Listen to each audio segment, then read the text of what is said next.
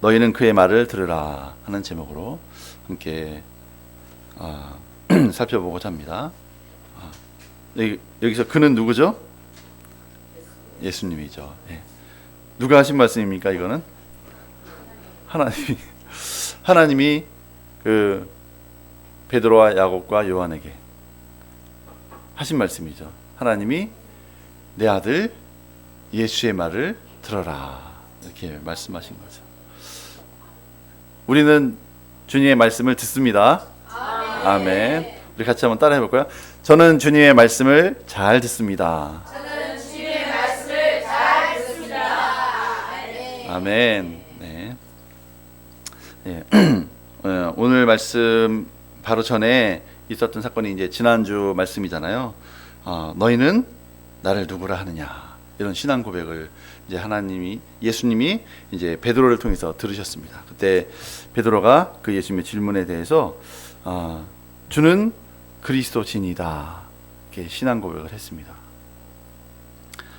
그렇게 신앙 고백을 했을 때 이제 예수님께서 비로소 십자가에 죽으시고 또 고난을 당하시고 사흘 만에 다시 부활하실 것에 대해서 처음으로 제자들에게 가르치셨습니다.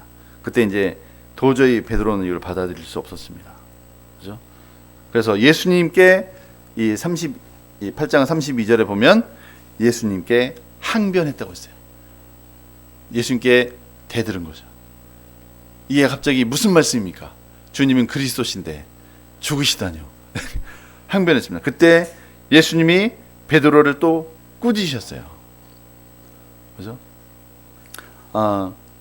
이 보면은 예수님이 이 3년 반을 제자들을 이제 3년간을 제자들을 함께 하면서 동고동락하셨죠. 맨 처음에 이제 베드로, 요한, 야고보가 바닷가에서 이제 고기를 잡고 있었습니다. 그리고 요한, 야고보는 그물을 깃고 있었죠. 그렇죠? 그때 예수님이 베드로에 가셔서 말씀하셨죠. 너는 나를 따르라. 내가 너로 사람 낚는 어부가 되게 하리라. 이렇게 말씀하셨죠. 요한과 야고보에게도 그물을 깃고 있는데 가셔서 너희는 나를 좇으라. 그때 부친과 배를 버려두고 예수님을 따라갔습니다. 혹시 여기 계신 분 중에 예수님이 지금 딱 오셔서 너희는 나를 따르라. 내가 너로 사람 낚는 어부가 되리라. 이렇게 말씀하실 때 따라가실 분 한번 손 들어보세요. 따라가실 거예요? 네, 다 따라가. 한 분이 화장실 가셨는데 어떡하지? 네, 다 따라가실 거죠. 네. 예수님을 따라간다는 것은 예수님이 사람 낚는 어부가 되게 하신다는 것을 받아들인다는 거잖아요. 그렇죠? 따라가는 거죠. 그런데 이제 1년 반이 지난 거예요. 그렇게 부른 다음에 1년 반이 지났을 때 예수님이 계속해서 이 제자들에게 무리들에게 말씀하시고 제자들에게 말씀하실 때도 항상 염두에는 누굴 두셨냐면 제자들을 염두에 두신 거예요. 제자들을 항상 또 따로 가르치시고 따로 풀어주시고 그리고 예수님이 그 말씀하신 그대로 기적이 일어나고 그렇죠? 중풍병자가 일어나고 맹인이 눈을 뜨고 병든 모든 병자 그렇죠? 어떤 귀신이 들려도 다 나음받는 이런 역사를 보게 하신 거죠. 그렇죠? 그래서 예수님은 이 이만희나 신천지들은 이렇게 얘기하죠. 내가 메시아야, 알았지? 이렇게 억지로 고백하게 만듭니다. 그런데 이 예수님은 그 제자들이 자기의 곁을 따라다니게 하고 따라다니게 하면서 질문을 하시는 거예요. 사람들이 나를 뭐라고 하지? 이렇게 물어보시잖아요. 사람들이 예수님을 엘리야라고 하던데요. 그죠? 그 다음에 다른 선지자 중에 하나라고 하던데요. 또 세례 요한이라고도 하던데요. 이렇게 대답을 했고 그때 예수님이 그러면 너희는 나를 누구라고 생각하느냐? 이렇게 질문하셨어요. 그러니까 예수님은 이렇게 어거지로 그냥 우리 부모님이 애 밥 안 먹을 때 너 안 먹어? 밥 안 먹어? 그래서 밥을 억지로 밥 먹어 이놈아 이렇게 해서 먹여주는 게 아니라 예수님은 이런 삶을 통해서 자신의 능력과 기적을 통해서 제자들이 스스로 이분이 메시아시구나, 그리스도시구나 하고 스스로 이제 고백하도록 하시는 거죠. 그래서 예수님은 질문을 통해서 이 고백을 이끌어내신 거예요. 너희는 나를 누구라고 생각하느냐? 끄집어내시잖아요. 이게 하나님과 예수님과 이 동일한 것 같아요.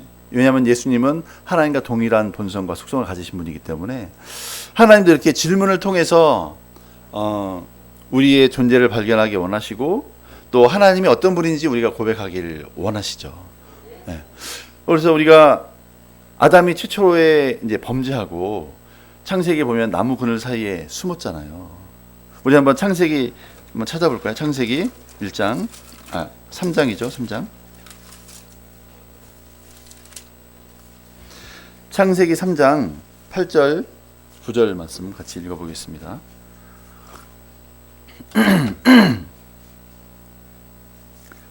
창세기 3장 8절 9절 시작. 그들이 그날 바람이 불 때 동산에 거니시는 여호와 하나님의 소리를 듣고 아담과 그의 아내가 여호와 하나님의 낯을 피하여 동산 나무 사이에 숨은지라. 여호와 하나님이 아담을 부르시며 그에게 이르시되 내가 어디 있느냐. 네. 보통 사람 같으면 어떻게 할까요? 이렇게 하나님이 딱 나타나는데 하나님이 낯을 피해서 나무 사이에 딱 뒤에 숨었어요. 나무 뒤에 안 보일 줄 알고 꼭꼭 숨어라. 나무 뒤에 숨으면 하나님이 날 못 볼 줄 알고 숨은 거예요. 그때 하나님이 보통 우리 같으면 어때요? 자신을 하나님의 계명을 어기고 하나님을 배반하고 마귀에게 자신을 팔아넘기고 하나님이 주셨던 모든 권세를 마귀에게 넘긴 그 아담을 바라볼 때 하나님의 입장에서 보면, 그런데 그게 숨고 이렇게 있는 걸 보면 화가 나고 그렇잖아요. 그래서 하나님이 보통 사람 같으면 야 이놈 자식 어디 있어? 너 무슨 짓 한 거야? 이렇게 막 할 거잖아요. 그죠? 이 욕을 하면서 분을 내면서 그렇게 할 거잖아요. 그런데 하나님은 그렇게 안 하셨어요. 하나님은 그렇게 아담이 하와가 부부가 그냥 합작을 해가지고 하나님을 배반하고 대적했을 때, 그리고 하나님이 딱 만나러 갔을 때 나무 뒤에 숨어서 없는 척 나 없다 이렇게 숨어 있는 아담과 하와를 봤을 때 보통 화가 날 텐데 하나님은 부르셨어요. 조용히 부르셨어요. 아담을 부르시며 그에게 이르시되 내가 어디 있느냐 질문을 하셨어요. 그러니까 하나님은 참 이렇게 어거지로 넌 이 나쁜 놈 이렇게 하는 게 아니라 스스로 내가 왜 이렇게 됐지? 내가 어떻게 하다가 하나님을 나의 아버지로 알고 하나님 앞에 기쁨으로 나가던 내가 왜 하나님이 싫어지고 하나님이 나타나니까 나무 뒤에 숨지? 내가 왜 이러지? 스스로 나의 실존에 대해서 생각해 보도록 하시는 거예요. 하나님 아주 인격적인 것이죠. 그 사람이 죄를 범했든 죄를 범하지 않았든 간에 하나님은 항상 이렇게 스스로가 내가 어디 있지? 내가 어떤 존재이지? 내가 무엇을 잘못했지? 내가 무엇을 고쳐야 하지? 이렇게 스스로 발견하고 깨닫도록 질문을 하시는 것 같아요. 대놓고 이 나쁜 놈아 너 나를 배반했지 이 배신자 같은 이렇게 하나님 하시지 않는다는 거죠. 그래서 하나님 이렇게 말씀하셨을 때 이제 이 10절 말씀 같이 읽겠습니다. 10절 시작. 이르시되 내가 동산에서 하나님의 소리를 듣고 내가 벗었으므로 두려워하여 숨었나이다. 그 얘기는 내가 하나님 말씀을 어기고 내가 말하기 힘든 거예요. 내가 하나님 하지 말라는 거 했어요. 이렇게 말하기가 두렵죠.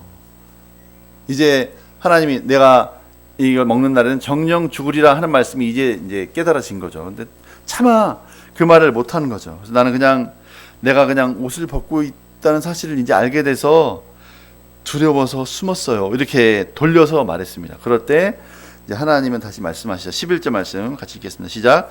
이르시되 누가 너의 버섯음을 내게 알렸느냐? 내가 내게 먹지 말라 명한 그 나무 열매를 내가 먹었느냐? 하나님 말씀하실 때도 너 먹었지? 내가 먹지 말라는 거 그렇게 먹지 말라 그러는데 먹었지? 이렇게 하시는 게 아니라 내가 먹지 말라는 그 열매를 내가 먹었느냐? 이렇게 질문하시는 거예요. 그렇죠? 그리고 여자에게도 이렇게 말씀하시는 거죠. 그리고 이제 그 이후에 아담과 하와를 이렇게 했음에도 불구하고 하나님은 그들에게 계속해서 이제 지켜주시고, 그 뒤에 보면 아담과 하와가 이제 동산 나무에서 쫓겨납니다. 쫓겨나면서도 하나님은 그들에게 이제 옷을 입혀주셨어요. 그렇죠? 옷을 입혀주셨어요. 양의 짐승의 피를 흘려서 이제 옷을 입혀주셨습니다. 그리고 또 4장 볼까요? 4장에 보면 이제 가인과 아벨을 낳습니다. 아담이 가인과 아벨을 낳는데, 가인은 이제 농사하는 자였고 아벨은 양을 치는 자였습니다. 그리고 3절 4절도 읽어보겠습니다. 시작. 세월이 지난 후에 가인은 땅의 수산으로 제물을 삼아 여호와께 드렸고 아벨은 자기도 양의 첫 새끼와 그 기름으로 드렸더니 여호와께서 아벨과 그의 제물을 받으셨으나. 세월이 지난 후에 가인과 아벨이 이제 장성했어요. 어렸을 때는 하나님이 비록 자유의지를 주셨지만 어렸을 때는 아직 그 자유의지를 발동할 수 있는 시기가 아니었기 때문에 거기에 대해서는 하나님이 더 이상 가인과 아벨에 대해서는 말씀하지 않으셨습니다. 하지만 이제 세월이 지난 후에 가인도 나이가 먹고 아벨도 나이가 먹고 이제 자기 생각이 크고 자유의지를 이제 사용할 수 있는 그런 자기 인생을 책임질 수 있는 그런 나이가 됐을 때, 그때 이제부터 하나님이 그들의 삶에 대해서 말씀하기 시작하셨습니다. 근데 이제 가인은 제물을 드렸는데 하나님이 받지 않으신 거예요. 근데 아벨은 양의 첫 새끼를 드렸는데 제물을 드리자마자 하늘에서 불이 내려와서 그 제물을 태우시며 하나님이 기뻐하셨어요. 그때 이제 가인이 몹시 분했다고 했습니다. 4절 말씀 보겠습니다. 시작. 가인과 그 제물은 5절 말씀 4절 5절 시작. 아벨은 자기도 양의 첫 새끼와 그 기름으로 드렸더니 여호와께서 아벨과 그 제물은 받으셨으나 가인과 그 제물은 받지 아니하신지라. 가인이 몹시 분하여 안색이 변하니. 하나님이 이제 아벨을 편애하시는 것 같고, 자기는 똑같이 드렸는데 나도 분명히 제물을 드렸는데 왜 하나님은 나는 안 받으시냐, 이렇게 안색이 몹시 분해했다고 했습니다. 하나님께 분하고 또 분이 누구한테 갔어요? 아벨한테 간 거죠. 아벨을 시기하고 미워하게 된 거고, 결국에는 그 가인의 마음 가운데 어떤 마음까지 든 거예요? 아벨을 죽여야겠다. 자기 친동생인데 여기까지 마음이 들은 거예요. 하나님은 이런 가인이 이렇게 살인하고 범죄자가 되는 것을 막기 위해서 또 하나님은 가인에게 질문을 하셨습니다. 여기 한번 볼까요? 6절 7절 같이 읽겠습니다. 시작. 여호와께서 가인에게 이르시되 내가 분하여 함은 어찌미며 안색이 변함은 어찌 됨이냐. 내가 선을 행하면 어찌 낯을 들지 못하겠느냐. 선을 행하지 아니하면 죄가 문에 엎드려 있느니라. 죄가 너를 원하나 너는 죄를 다스릴지니라. 그래서 하나님이 이제 먼저 가인에게 오셔서도 하신 말씀이 질문을 하신 거예요. 하나님이 내가 분하여 함은 어찌미냐. 왜 화가 났니? 그렇게 이제 먼저 말씀하신 거예요. 그래서 얼굴 안색이 왜 변했니? 요즘 내 얼굴 색이 좋지 않구나.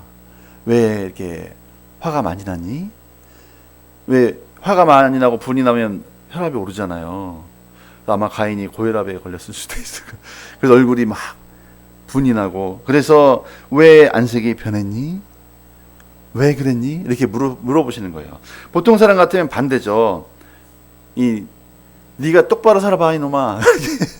이렇게 말할 거잖아요. 근데 하나님 먼저 내가 왜 이렇게 화가 났냐? 왜 얼굴이 이렇게 안색이 좋지 않니? 그런데 네가 선을 행하면 왜 얼굴을 들지 못하겠냐? 가인이 얼굴을 들지 못한 거예요. 평소에도 얼굴을 숙이고. 왜냐하면 죄의식 때문에.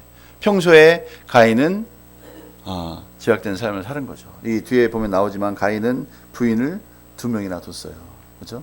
그러니까 막 돌아다니면서 내가 원하는 대로 또 성질 나는 대로 사는 거예요. 그래서 살다 보니까 이제 죄의 종이 되고, 그렇다 보니까 더 하나님 앞에 나가기도 자신이 없고, 본인 스스로도 하나님 앞에 예물을 드릴 때도 자신이 없는 거죠. 그래서 하나님께 제물을 드릴 때도 얼굴을 못 드는 거예요.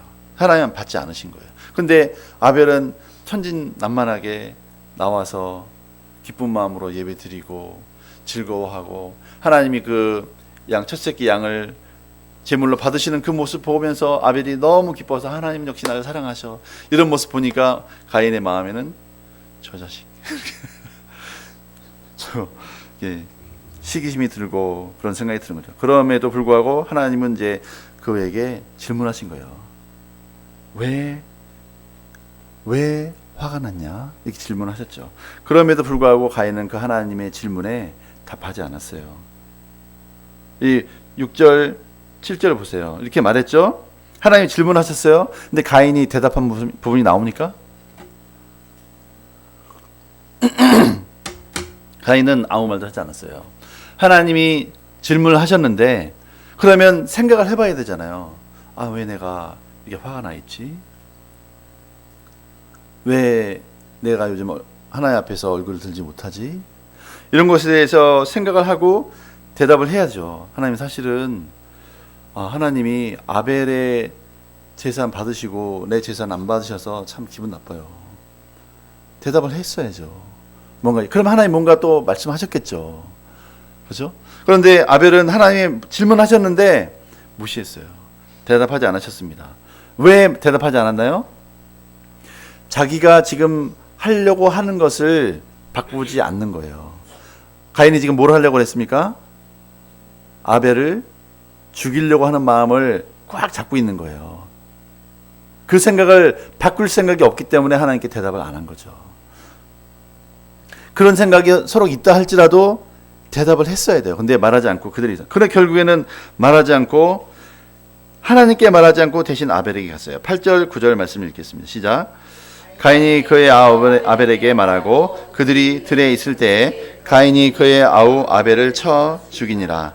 여호와께서 가인에게 이르시되 내 아우 아벨이 어디 있느냐? 그가 이르되 내가 알지 못하나이다. 내가 내 아우를 지키는 자니까. 결국에는 가인이 그냥 그 하나님의 질문에 대답하지 않고 오히려 하나님이 막으시기 전에 빨리 해야겠다. 하나님이 내 생각을 다 알고 계시는구나. 하나님이 내가 가인을 죽이는 거를 아벨을 죽이는 걸 막기 전에 빨리 하나님 막기 전에 내가 해야겠다. 아벨에게 간 거예요. 야, 우리 빨리 들러 가보자. 들에 정말 신기한 게 있는데 한번 내가 보여줄게. 그래서 끌고 간 거죠. 그리고 거기서 돌로 쳐 죽였습니다. 주먹으로 쳐 죽이고 돌로 쳐 죽이고. 사람을 죽일 때까지 친다는 게 쉬운 일이 아닙니다. 웬만해서 잘 안 죽어요. 그죠? 그런데 죽을 때까지 쳤어요. 그죠? 그렇게 살인자가 됐습니다. 그리고 돌아왔을 때도 하나님 그 모든 걸 아셨어요. 그럼에도 불구하고 하나님은 가인을 대할 때 방금 말씀 읽었잖아요. 9절 말씀 상반절 어디 있느냐까지 같이 읽겠습니다. 시작. 여호와께서 가인에게 이르시되 내 아우 아벨이 어디 있느냐? 네. 내가 아우를 지키는 자니까. 이때도 하나님은 가인에게 이 살인자, 이 나쁜 놈 이렇게 말씀하지 않으셨습니다. 하나님 뭐라고 하셨어요? 내 아우가 어디 있느냐? 질문하셨어요. 이건 뭐예요? 다시 한번 내가 지금 무슨 짓을 했지? 하고 생각해 보도록. 그렇죠? 질문하신 거예요. 근데 가인은 어떻게 이건 대답도 아니에요. 내 야후가 어디 있느냐? 이거는 내가 지금 왜 이런 짓을 했지? 내가 지금 무슨 짓을 한 거야? 이걸 돌이키기 원하시는 하나님의 질문이잖아. 그러면 내가 동신을 죽였어요. 이렇게 내가 왜 이랬죠? 이렇게 자신을 발견하기 원하는 하나님의 질문이었는데 아벨은 뭐라고 했어요? 가인은 뭐라고 했습니까? 몰라요. 내가 뭐 동생 지키는 사람이에요? 이게 대답입니까? 대답이 아닌 거예요. 하나님께 앞에 대답하지 않았습니다. 그렇죠? 결국에는 하나님은 이렇게 보면 계속 우리에게 질문하시죠. 계속 하나님은 태초부터 아담이 범죄한 이후부터 계속 우리에게 질문하십니다. 아담아, 내가 어디 있느냐? 그렇죠? 내 야후가 어디 있느냐? 질문하시죠. 그래서 스스로 깨닫기 원하시는 거예요. 왜냐하면 우리는 로봇가 아니기 때문에. 우리는 하나님의 형상을 가진, 하나님과 동일한 생명을 가진, 그렇죠? 자유의지를 가진 하나님의 자녀이기 때문에 하나님이 이렇게 인격적으로 우리를 대하시는 거예요. 그렇죠? 동일하게 오늘 본문으로 다시 돌아와 보면 예수님이 이제 제자들에게 마가복음 8장에 보면 예수님도 동일하게 제자들한테 나 메시아야 알았어? 까불면 죽어. 그렇게 하시는 게 아니라 예수님은 사람의 몸을 입고 이 땅에 내려오셔서 성령을 통해 성령을 덧입고 오직 성령으로, 그죠? 성령, 누가복음 4장 말씀에 나온 것처럼 성령을 덧입고 눌린 자를 자유케 하고 소경의 눈을 뜨게 하고, 그렇죠? 모든 압제자로부터, 귀신 들린 자로부터 자유케 하는 그런 일을 하셨습니다. 그리고 나서 물어보시는 거예요. 너희는 나를 누구라고 생각하느냐? 이렇게 물어보시는 거죠. 그때 베드로가 주는 그리스도이십니다. 당신은 메시아이십니다. 이렇게 정확하게 대답을 한 거예요. 근데 왜냐하면 이게 헷갈리는 게 그 당시 그 당시 많은 사람들이 예수님이 누군지 정확하게 몰랐던 거예요. 그래서 사람들이 예수님이 그 앞에 나온 것처럼 28절에 나온 것처럼 사람들이 예수님을 세례 요한이라 그래요. 예수님을 엘리야라 그래요. 더러는 선지자 중에 하나라 그래요. 이렇게 얘기하는 거죠. 특히 이제 말라기 선지자가 말했던 것처럼 마지막 때가 되면 내가 선지자 엘리야를 너희에게 보내서 부모의 마음을 자식에게, 자식에게 마음을 부모에게 돌리게 하겠다. 이렇게 말씀하셨기 때문에 메시아가 오시는 그 앞에는 반드시 엘리야가 먼저 올 것이다 하는 것을 모든 유대인들이 기대하고 있었던 거죠. 근데 누가 메시아냐 하는 문제는 아주 심각한 문제죠. 그런데 과연 메시아 이전에 오는 엘리야가 누구냐 하고 메시아가 오는 사인을 사람들은 항상 봤던 거예요. 그래서 엘리야가 누굴까? 그래서 사람들은 세례 요한이 엘리야가 아닐까 하는 생각을 많이 했던 거예요. 그런데 세례 요한이 죽었어요. 그러니까 세례 요한이 죽었으니까 예수님이 또 세례 요한과 같은 그런 능력을 행하니까 그러면 세례 요한이 엘리야인 줄 알았는데 죽었으니까 목배임을 당하고 죽었으니까 예수님이 그러면 세례 요한의 그 직임을 대신 맡아서 하는 엘리야가 아닐까? 이렇게 생각을 많이 했던 거죠. 그래서 엘리야라고 생각을 많이 한 거예요. 그런데 베드로는 주님은 엘리야가 아닙니다. 당신은 세례 요한이 죽었다가 살아난 사람도 아닙니다. 같이 살았으니까 알죠. 그렇잖아요.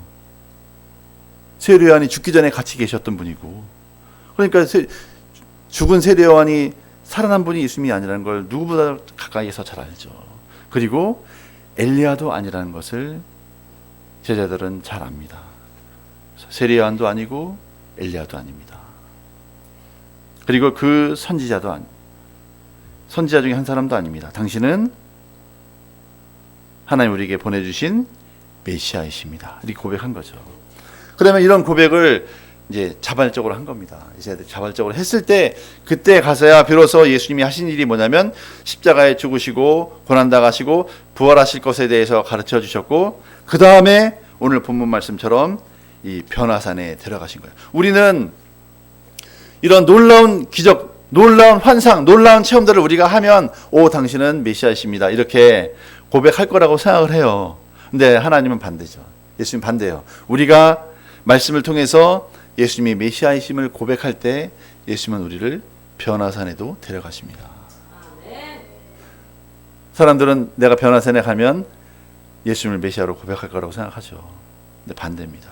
먼저 예수님을 메시아로 주여 그리스도로 고백할 때 예수님은 이제 그때부터 우리를 깎아가기 시작하시는 거예요.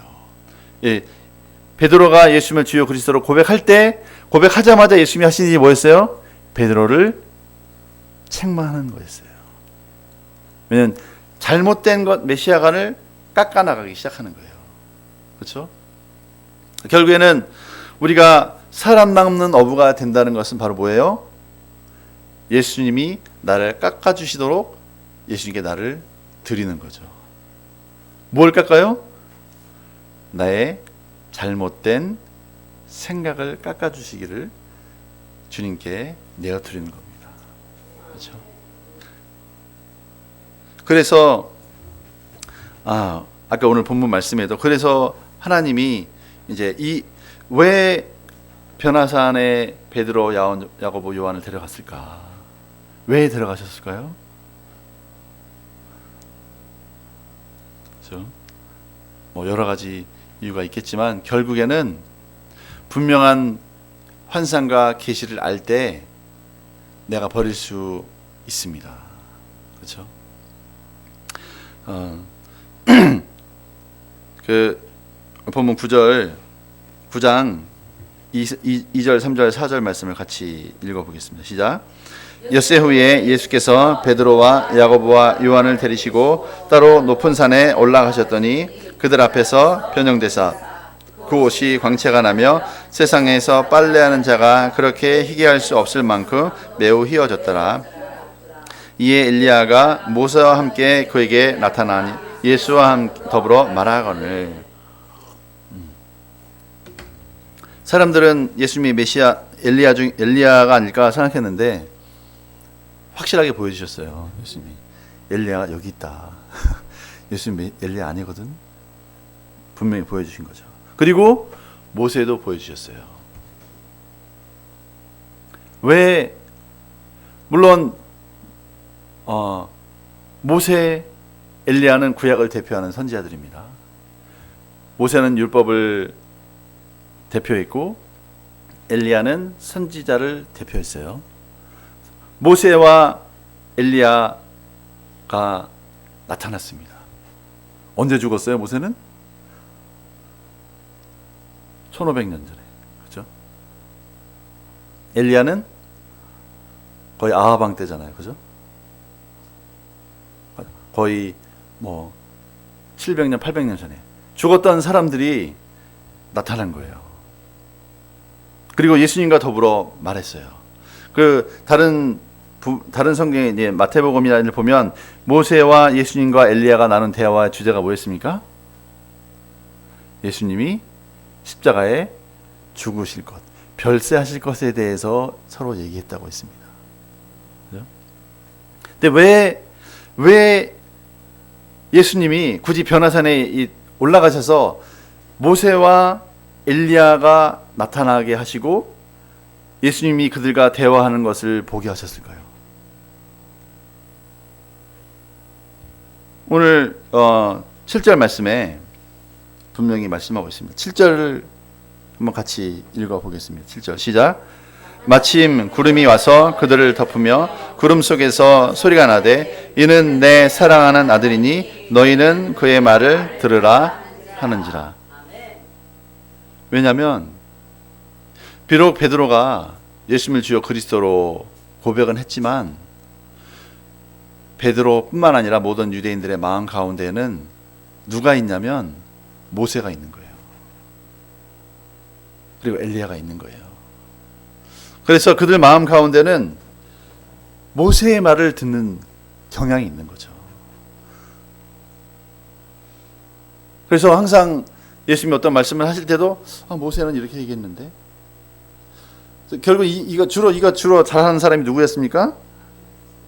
네, 이 11절 말씀 같이 읽어보겠습니다. 11절 시작. 이에 예수께 묻자와 이르되 어찌하여 서기관들이 엘리야가 먼저 와야 하나이까. 네.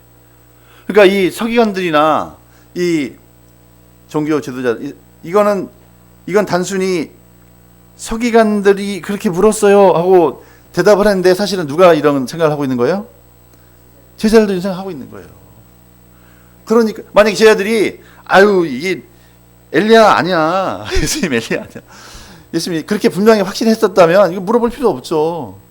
그런데 서기관들이 그러던데요 이렇게 말한 거는 그들 마음 가운데도 그럼 또 동일한 생각이 있었던 거예요. 그러니까 이 제자들 마음 가운데 항상 예수님이 말씀하시면 모세는 이렇게 얘기했는데 엘리야가 먼저 와야 되는데, 이런 생각이 항상 있는 거예요. 방해가 되는 거죠. 그래서 모세와 엘리야가 변화산에 나타나서 이제 분명하게 이 예수님이 특히 다른 제자 말고 이 세 수제자 베드로, 요한, 야고보 이 세 제자만큼은 먼저 그 모세의 영향력에서 그리고 엘리야의 영향력에서 독립시키기 원했던 거예요. 그리고 오직 누구의 말만? 예수님의 말만 듣도록 하시는 거예요. 왜냐하면 이제 우리가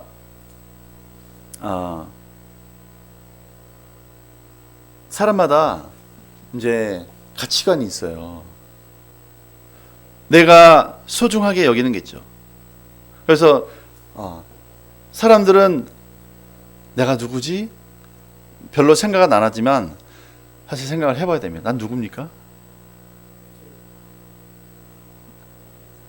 우리 신은혜 자매님, 당신은 누구세요? 난 누굽니까? 그러면 나는 어떤 유산을 남기기 원합니까?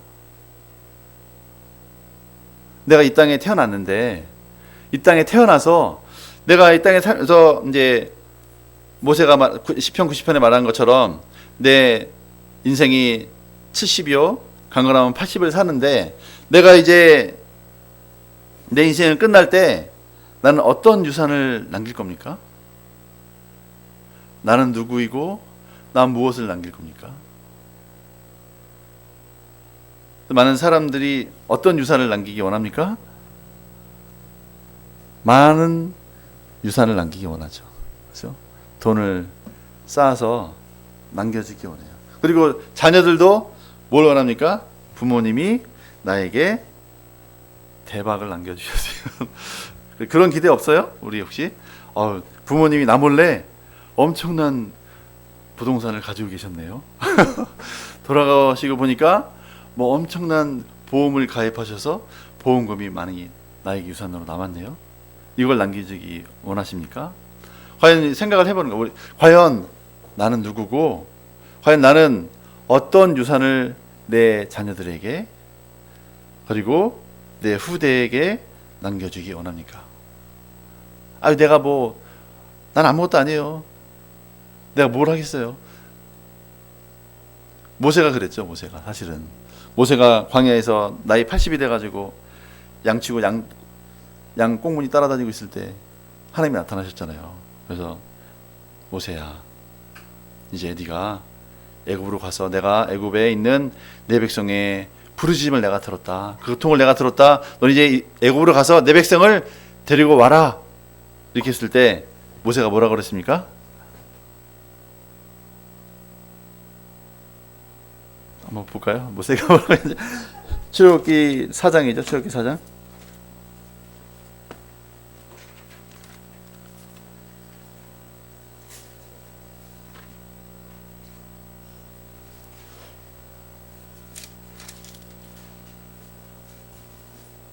음, 3장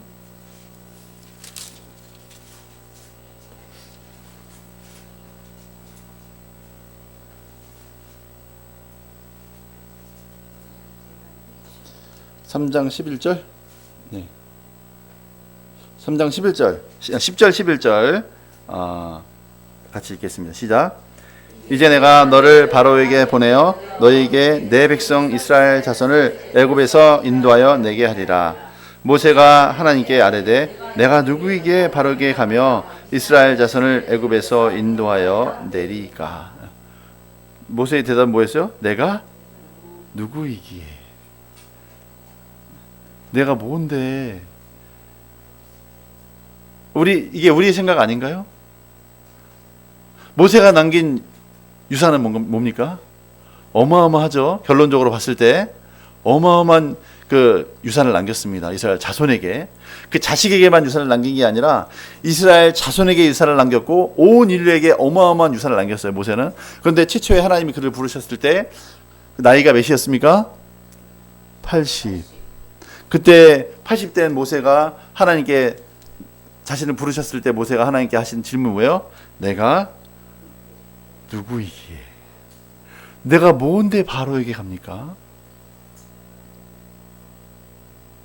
그렇게 내가 어떻게 이스라엘 자손 한 민족을 애굽에서 인도하여 낼 수 있습니까? 이렇게 대답했습니다. 그죠? 이게 우리 자신에 대한 대답이 아닐까요? 그죠? 또 우리는 하나님이 이렇게 나를 부르실 때 나는 누구입니까? 나는 어떤 유산을 남길까요? 내 인생에 이런 생각을 할 때 내가 내가 무슨 능력이 있어요? 내가 뭘 하겠어요? 내가 뭐 대통령이에요? 만약에 대통령을 불러서 하나님이 넌 대통령이니까 이제 큰 일을 해라 그러면 네 이렇게 하겠죠. 그런데 모세처럼 그 미디안 광야에서 아무도 알아주지 않는 광야에서 혼자 양 똥 치우고 그렇죠? 양털 깎고 그런 모세에게 하나님이 나타나서 너는 이스라엘 백성을 한 민족을 애굽에서 끌어서 약속의 땅으로 데려가라 이렇게 했을 때 내가 누구이기에. 우리도 똑같죠. 하나님이 우리를 이렇게 부르실 때 내가 누구이기에. 내 나이가 몇인데요? 내가 뭐 권력이 있나요? 돈이 있나요? 능력이 있나요? 그런데 사실 베드로도 마찬가지였죠. 그런 베드로, 지난주에 얘기했지만 베드로, 야고보, 요한이 이제 예수님의 제자가 됐을 때 예수님은 그들을 온 인류의 스승으로 깎았습니다. 그렇죠? 이 베드로, 야고보, 요한은 온 인류의 스승으로 만들어 주셨어요. 그렇죠? 근데 그렇게 되려면 해야 될 일이 베드로 안에 있는 모세를 제거해야 되고 그 제자들 안에 있는 엘리야를 제거해야 됩니다. 왜? 예수님의 말씀만 듣도록. 네.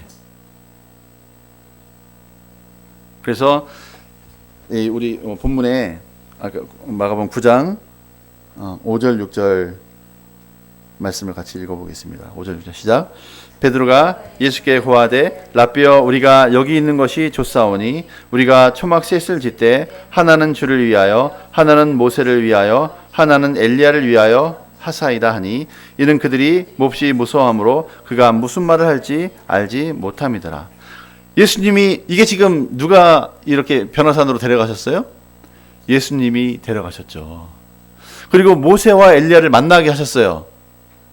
왜 만나게 하셨다고요? 그들 안에 있는 모세와 엘리야를 그 영향력을 제거하시기 위해서 만나게 하신 거예요. 그런데 베드로는 뭐라고 말합니까? 우리가 집을 지어요. 제가 집을 짓겠습니다. 하나는 모세를 위해서, 하나는 엘리야를 위해서, 하나는 주를 위해서 짓겠습니다. 예수님의 의도가 뭐였다고요? 베드로 안에 있는 모세와 엘리야를 제거하려고 하셨는데 이제 아주 집을 짓는데요. 거꾸로 말하고 있습니다. 거꾸로. 그래서 이 저자 마가가 뭐라고 말하고 있어요? 6절 말씀 다시 한번 읽어보겠습니다. 시작. 이는 그들이 몹시 무서워하므로 그가 무슨 말을 할지 알지 못함이더라. 한마디로 헛소리하고 있었습니다. 얘기한 거죠. 그때 이제 7절 말씀 같이 읽겠습니다. 7절 시작. 마침 구름이 와서 그들을 덮으며 구름 속에서 소리가 나되 이는 내 사랑하는 아들이니 너희는 그의 말을 들으라 하는지라. 8절 문득 둘러보니 아무도 보이지 아니하고 오직 예수와 자기들 뿐이었더라. 이게 음성으로도 들리고 또 이 환경으로도 말씀하시는 거예요. 그죠? 구름이 확 덮어버린 거예요. 베드로가 이렇게 말하고 헛소리하고 있을 때 이 구름이 뭘 말합니까? 하나님의 영광의 임재를 말하는 거죠. 하나님의 영광의 임재가 예수님과 그 세 제자 위에 딱 임했을 때 아무것도 안 보이는 거예요. 영광 가운데. 너무 그 영광이 짙은 거죠. 그죠?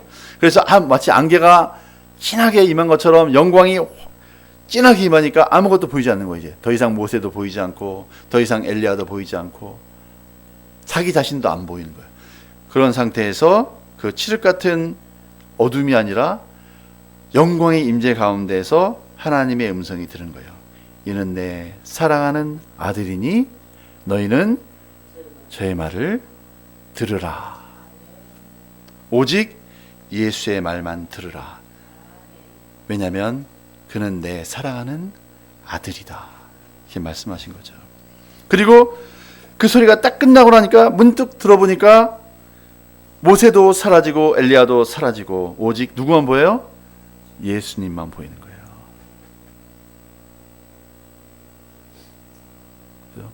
그래서 이제는 예수님의 말씀만 듣도록 그들 내부에 있는 모든 모세의 영향력, 율법의 영향력, 엘리야의 영향력, 사람들의 영향력에서 벗어나도록 하시는 겁니다.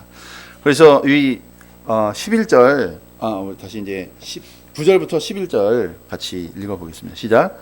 그들이 산에서 내려올 때에 예수께서 경고하시되 인자가 죽은 자 가운데서 살아날 때까지는 본 것을 아무에게도 이루지 말라 하시니 그들이 이 말씀을 마음에 두며 서로 문의하되 죽은 자 가운데서 살아나는 것이 무엇일까 하고 이에 예수께 묻자와 이르되 어찌하여 서기관들이 엘리야가 먼저 와야 하리라 하나이까. 예.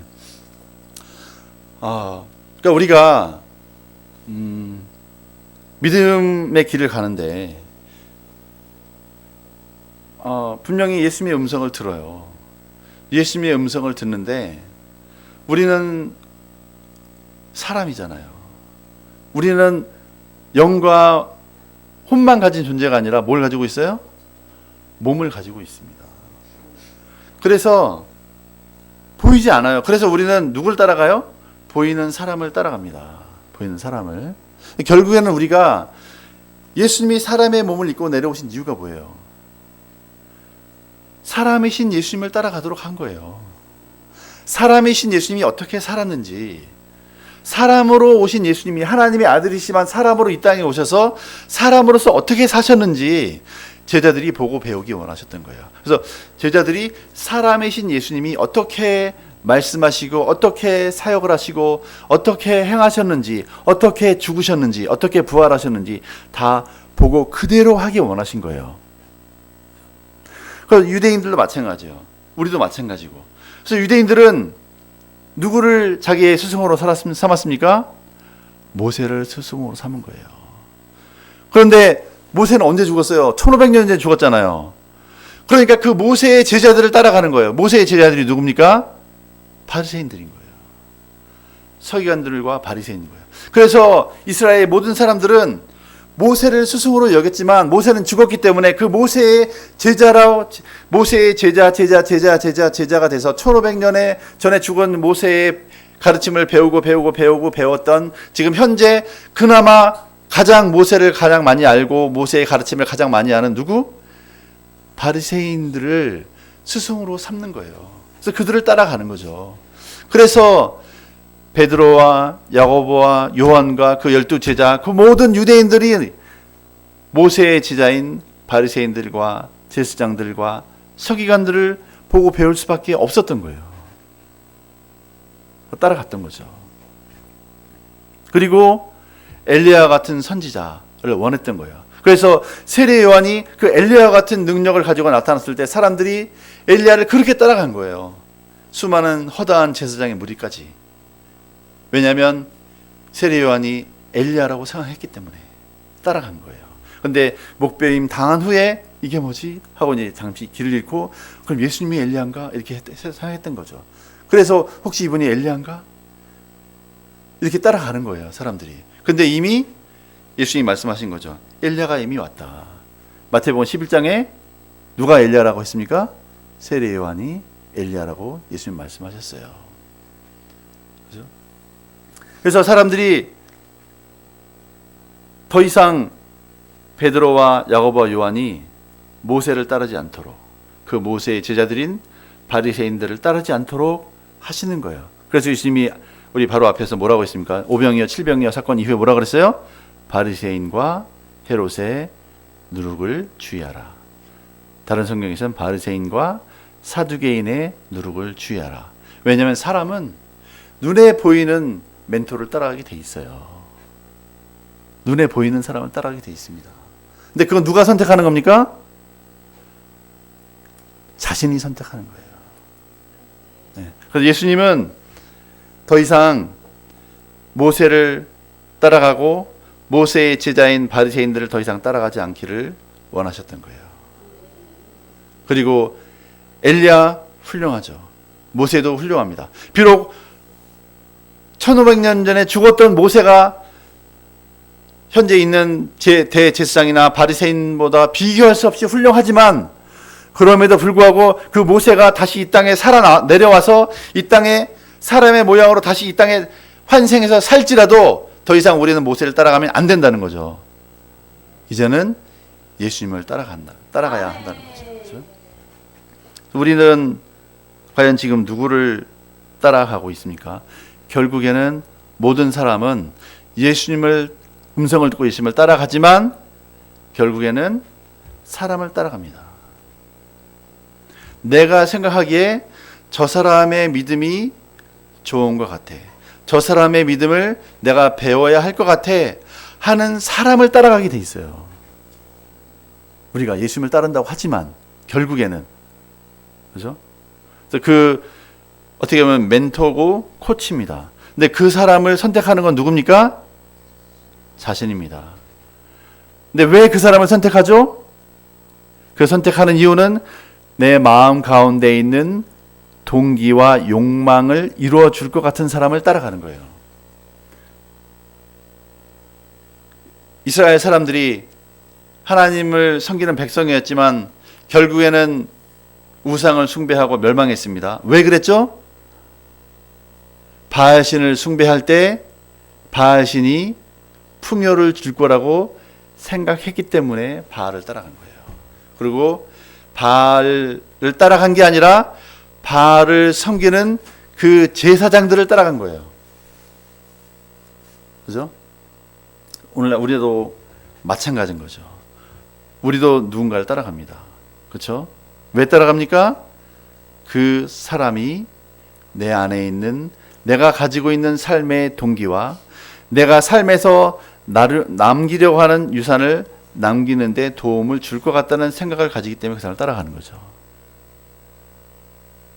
그죠? 여러분들은 누구입니까? 나는 누구인가요? 그리고 나는 내 인생을 살며 결국 어떤 유산을 남기기 원하십니까?